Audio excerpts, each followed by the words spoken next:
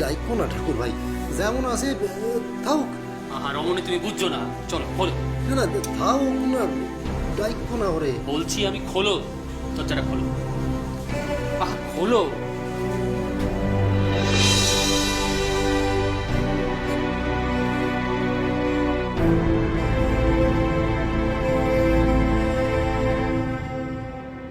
নির্মলা, নির্মলা। থাক না ঠাকুর ভাই, যেমন আছে ওরে ডাইকো। দাঁড়াও নির্মলা, নির্মলা। ও ঠাকুর ভাই থাক না। কি থাকবে? গৃহস্থের মেয়ে এখন গৃহস্থের বউ হয়েছে, এইসব কি খেয়াল? হ্যাঁ, তুমি কিছু করো না কেন ওকে? আমি কি করব? বাহ, তোমার নিজের বউ সাধনা নিয়ে খেলা খেলছে আর তুমি কিছু বলবে না?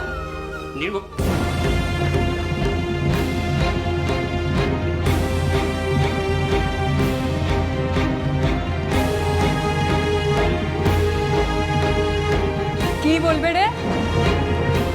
কি বলবে? রমণী মোহন। ও কে? কেউ? ও তো আমার ওই শান্ত সুশীলা নির্মলা নয়। কেউ যে এই পাশের ঘরে কথা বললে ও পাশের ঘরে শোনা যেত না, ও কিছুতেই আমার বোন নির্মলা নয়। না, কে তুমি? বলো, কে তুমি? তুমি তুমি কে? আমি আমি নির্মলার স্বামী ভোলানাথ। আমি জানতে চাই কে তুমি, বলো তুমি কে? মহাদেবী মহামায়া, মহাদেবী মহামায়া। রমণী, রমণী আমার বোন নয়, নির্মলার ওপর কিছু ভর করেছে। হ্যাঁ, নির্মলার ওপর কিছু ভর করেছে। বালিকা বয়স এইরকম হতো, নিশ্চয়ই কিছু ভর করেছে। এই, তুমি সত্যিকারে বলো তো, কে তুমি? কে কে তুমি?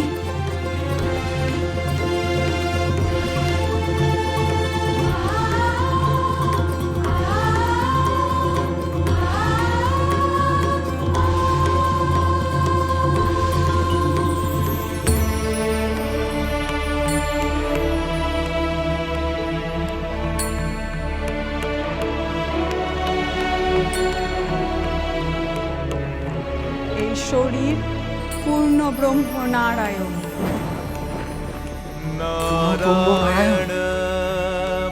তুমি যদি পূর্ণ ব্রহ্ম নারায়ণ হও, তবে এমন অস্বাভাবিক নারী কণ্ঠে কথা বলছো কেন? তোমরা যে শরীরটাকে দেখছো, সে মানবী শরীর। সেই মতো মানবী আচরণ দেখছো, মানবী কণ্ঠ শুনছো। তা তুমি করগুনে এখানে বসে কি করছিলে? এই মানবী শরীর গায়ত্রী মন্ত্র জপ করছিল, সন্ধ্যা পুজো করছিল, গুরুদত্ত বীজ মন্ত্র জপ করছিল। কিন্তু তোমার দীক্ষা পায় নাই, গুরু পায় নাই, বীজ মন্ত্র পাইলে কোথা থেকে?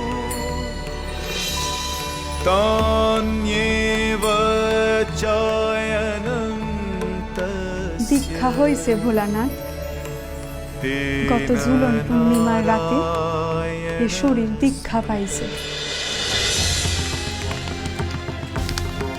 এই শরীরটা যে পঞ্চভূতে তৈরি, সেই ভূত পঞ্চ শুদ্ধ হোক, শুদ্ধ হোক এ শরীরের পঞ্চকোষ, শুদ্ধ হোক এ শরীরের প্রাণবায়ু, শুদ্ধ হোক এ শরীরের মন, বাক্য, পঞ্চ ইন্দ্রিয়, শুদ্ধ হোক এ শরীরের সমাজ।